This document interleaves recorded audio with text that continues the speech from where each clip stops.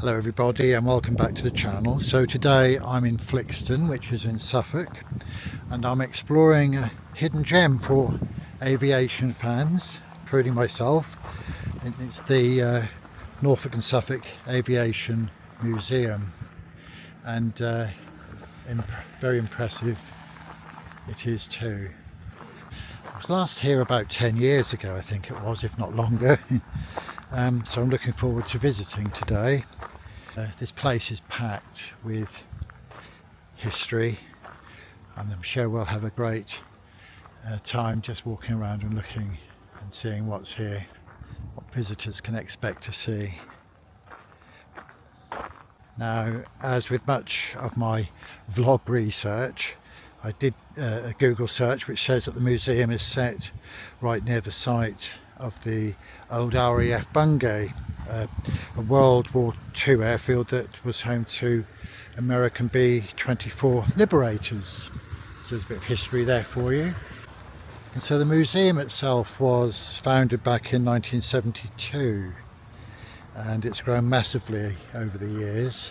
Today it houses aviation artifacts, and all of which is nestled in this beautiful corner of Suffolk. Anyway, we'll go towards the main gate, and so the admittance fee for me as an adult was £10, which I thought was quite good. It's a lovely day today, and it's a good, when you get a sunny day and you can walk outside and see these amazing machines, or what's left of some of them. Anyway, this is where we're just to the right of the main gate as you come in, so we'll start here and have a look and see what we've got.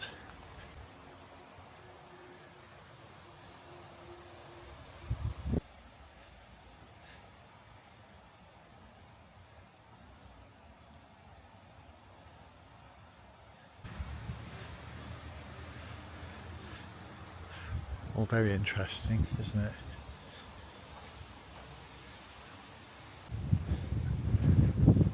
The size of some of the aircraft here, goodness.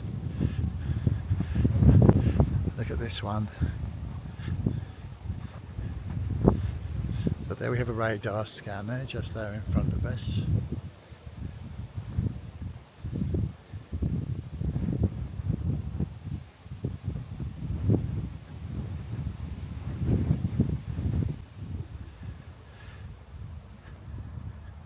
Yeah, what a machine, goodness.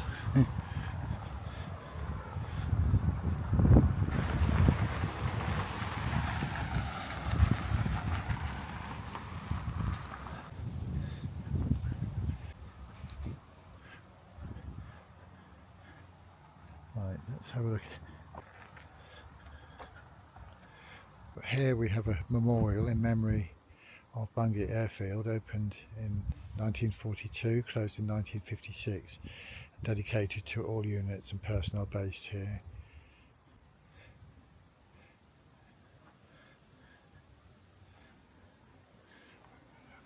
Right, we're going to this museum.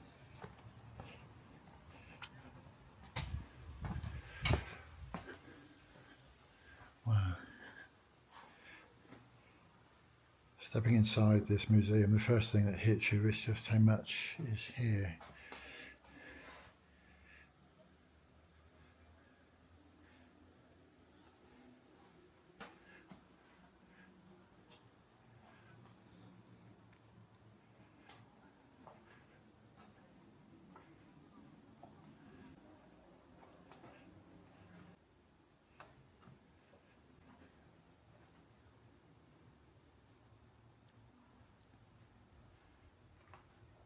There's just so much to take in, goodness.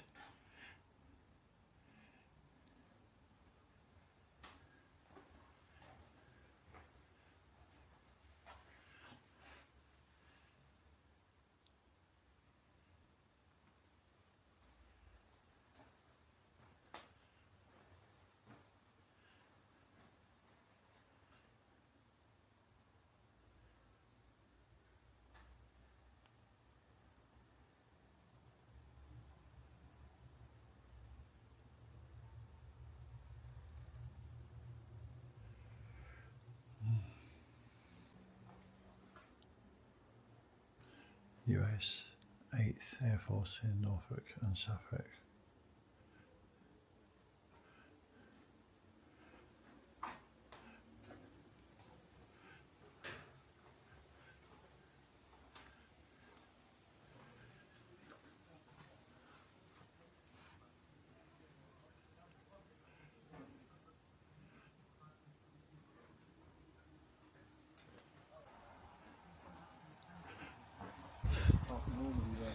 That of course only gives you a glimpse really of what's here. There's a lot here, and there was no one there to really ask any questions. That was a shame.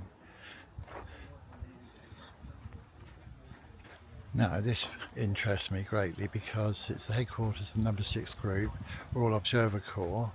I actually served in that same group of the Royal Observer Corps, and we'll have a look in there, see if there's anyone to talk to.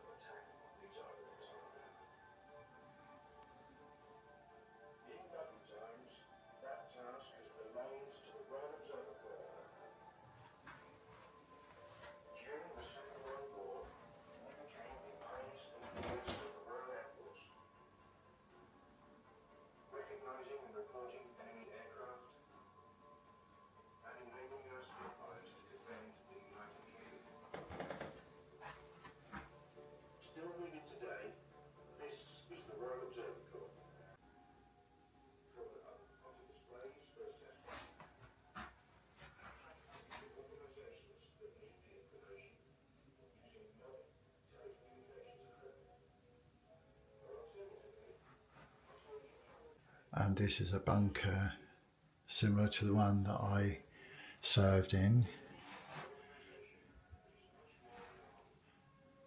and which of course would have been several feet underground.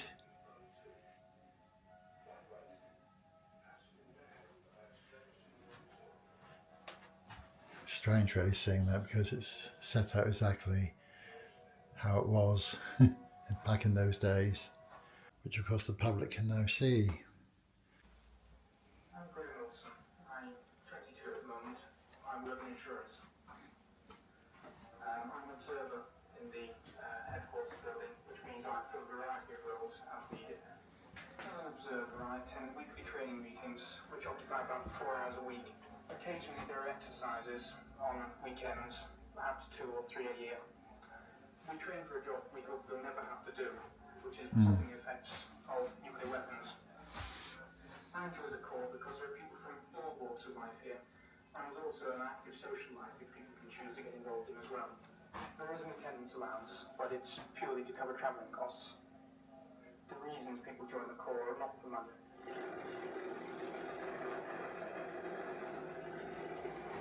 Mention the Royal Observer Corps to the average person in the street, and it will conjure up visions like these. During the Second World War, observers spotting and plotting enemy aircraft for the RAF. All this is indeed true, and the ROC remains proud of its history, which stretches back almost 70 years. The title Royal was granted in 1941 as a recognition of the Corps' efforts in the Battle of Britain, the first time such an honour has been conferred on a civilian organisation during a war.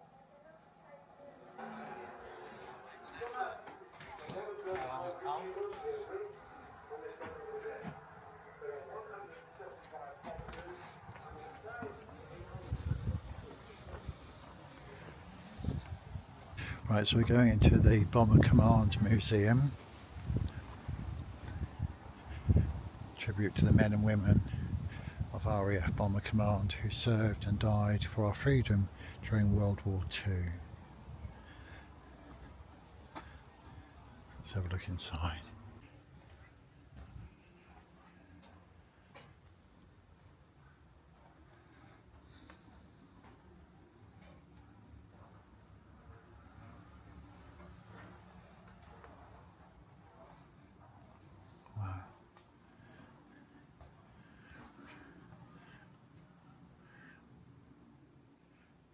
Just so much to take in.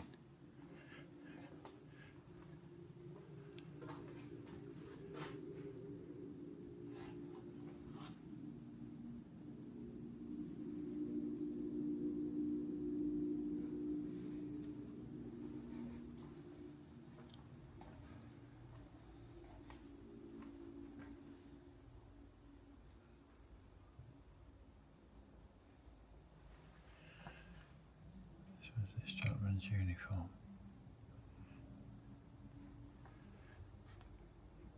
Royal Air Force jacket of Flight Lieutenant Leonard B. Whiteside. Observer's wings, over breast pocket, medal ribbon left to right, 1939 to 45.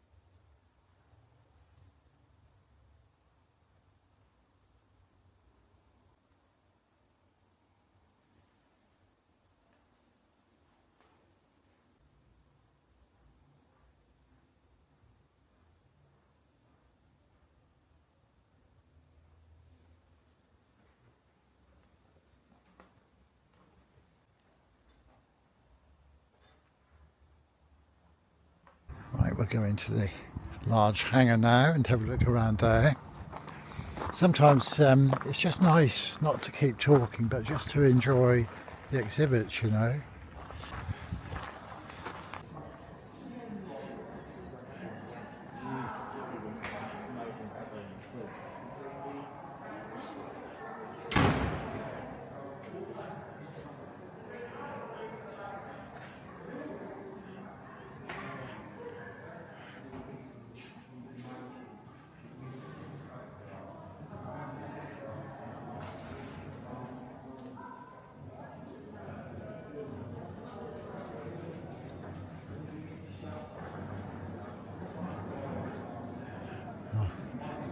The old RAF cultural sign.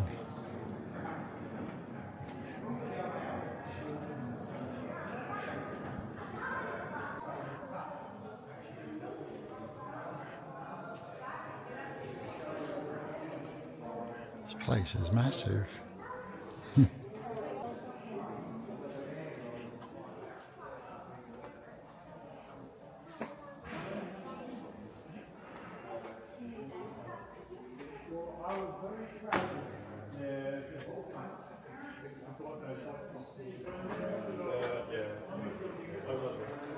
Well, the thing is, if you haven't done it and you've taken yourself to the edge, how do you get away from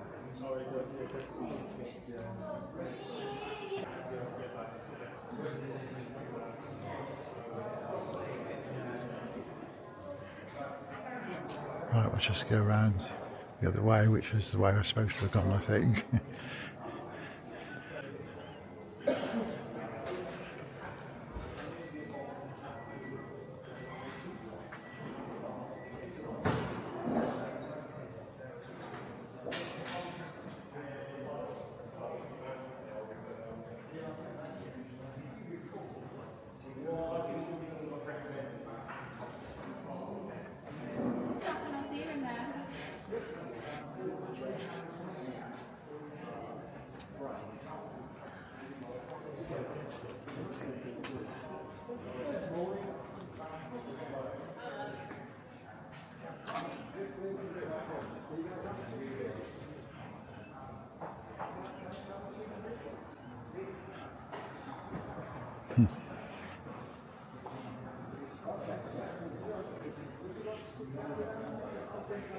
Wow, what an amazing place.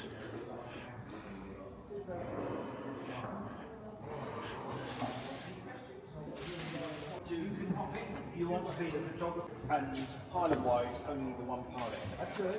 Only that's it. Yeah, no two pilots. Hence the setup. And if you look there, you'll see why.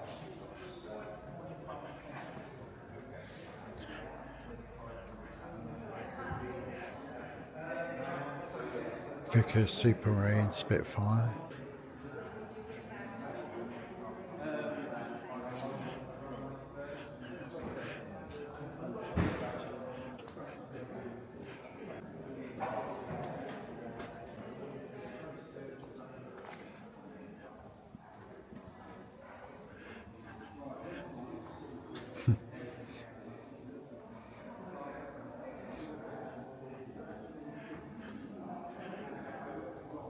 All this to protect us.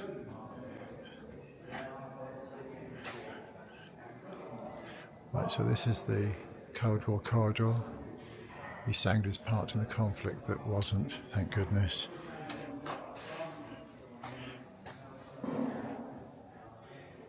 But each and every piece of equipment was made and was there to help us.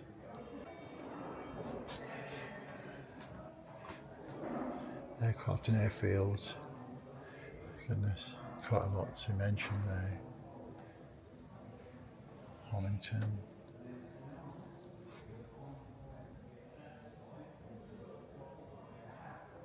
Sculthorpe. Barham. Feltwell. Mildenhall. Whitton.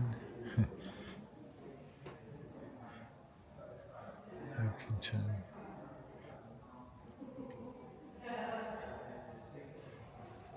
Right, okay.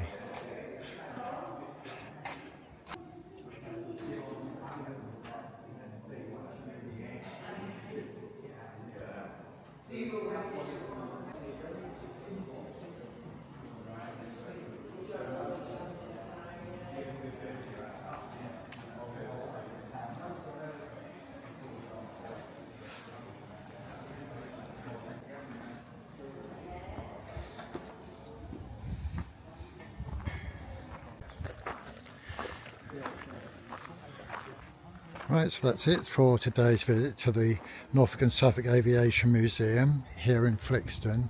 I've only really given you a glimpse of what's here. I'm going back round shortly to have another look and take some photographs.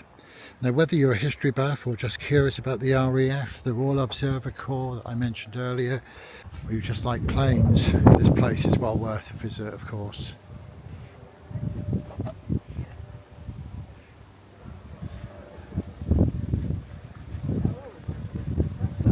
So if you enjoyed this vlog, don't forget to like, subscribe, and actually let me know in any comments if you've been here or plan to come. Perhaps you've served in the Royal Air Force or the Royal Observer Corps. You'd like to share some memories. Anyway, until next time, keep exploring, and so for now, farewell.